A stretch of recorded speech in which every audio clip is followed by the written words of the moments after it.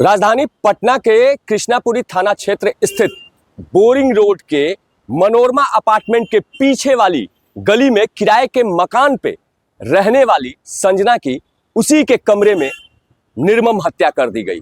हत्या करने आए हत्यारे ने पहले संजना के शरीर और गर्दन पर चाकुओं से कई वार किए और जब उसके बाद भी संजना की मौत न हुई तो मौके पर मौजूद अपराधी ने संजना के गले में गैस के पाइप को डालकर उसे जला दिया है। और इस पूरे मामले की लिखित शिकायत करने उनके परिजन और उनके जान पहचान वाले अब पटना के श्री कृष्णापुरी थाने पहुंच गए हैं।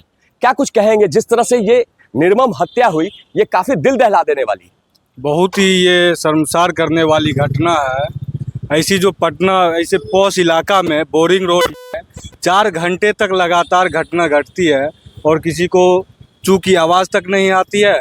गैस का अगर फ्लेम जलता है तो उसका सिलेंडर से डायरेक्ट अगर फ्लेम जले तो बहुत सारी आवाज़ें आती हैं, उसे वार किया जाता है।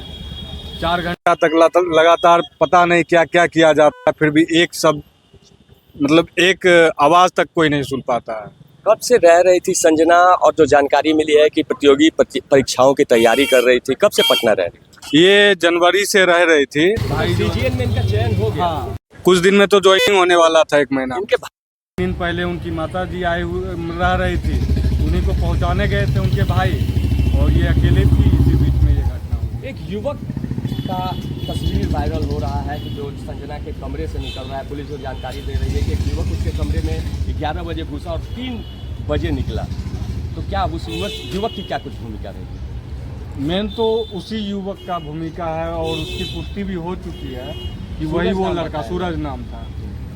तो क्या कुछ संबंध भी रहे हैं संजना के? नहीं, ऐसा कुछ नहीं। अगर ऐसा कुछ रहता तो गेट पे चप्पल के, हाथापाई के और सर पे निशान है गेट का लगने का, ऐसा कुछ नहीं रहता। हालांकि ये है कि उनकी माता जो है, आंटी जो बोल रही थी कि 10 दिन करीबन पहले उनके घर के आसपास में उनके भाई का नाम ले करके पूछ रहे थे सौरभ कहाँ रहते हैं। सूरज पूछ रहा है। सूरज, हाँ, सूरज पूछ रहा था उनके भाई के बारे में, क्योंकि सौरभ साथ में रहते थे। पूछ रहे थे कि सौरभ कहाँ रहते हैं, ऐसा जांच पड़ताल कर रहा था। ऐसा मतलब आरोपी और मृतका दोनों एक दूसरे को जानते थे, ये कंफर्म?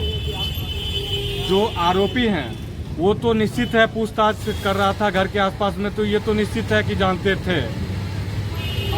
मृतिका जानती थी कि नहीं जानती थी, वो एक अलग विषय है। फिलहाल जो जानकारियां मिली है कि आरोपी जब संजना के कमरे में घुसा तो उसका लैपटॉप का बैग लेके भाग निकला, उसका मोबाइल लेके भाग निकला और 15,000 रुपये भी गायब कर दिए। 25,000 रुपये थे, फ़ोन थे और एक लैपटॉप थे, 1 से 1.5 भर के सोना की चैन थी। ये चीज़ भी चोरी की पुष्टि हुई है। फिलहाल शव को पोस्टमार्टम के लिए भेज दिया। हाँ, अभी PMCH में पोस्टमार्टम चल रहा है। सूत्रों के हिसाब से जो जानकारियाँ अभी थाने पे भी वायरल हो रही हैं कि जो सूरज है वो गिरफ्तार हो गया, क्या जानकारी है? ऐसा कुछ अभी हम लोग को सूचना नहीं मिली है।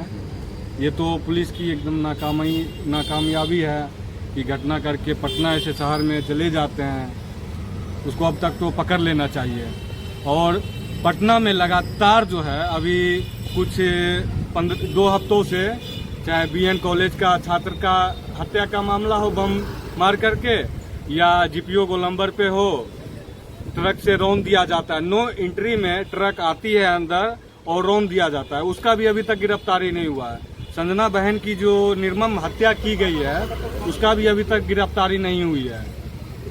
ये सब प्रशासन की। संजना के परिजन हैं, उनके पहचान के हैं, ये सवाल खड़े कर रहे हैं पटना पुलिस के कार्यशैली पर कि लगातार हाल के दिनों में छात्रों की हत्या हो रही है और पुलिस इस मामले में किसी भी आरोपी को गिरफ्तार करने में नाकाम साबित हो रही है। और इसी कड़ी में CGL परीक्षा पास कर चुकी संजना की अब ज्वाइनिंग होने वाली थी, उससे पहले ही सूरज नाम के एक युवक ने उसके कमरे में घुसकर संजना की निर्मम हत्या कर दी है। फिलहाल पटना पुलिस और श्री कृष्णापुरी थाने की पुलिस अब सूरज की खोजबीन में लग गई है। आसपास के CCTV कैमरों को खंगाल कर सूरज के मोबाइल के लाइव लोकेशन को प्राप्त कर पुलिस अब सूरज को गिरफ्तार करने की कवायद में जुटी हुई नजर आ रही है। नीरज त्रिपाठी, न्यूज़ 24, पटना।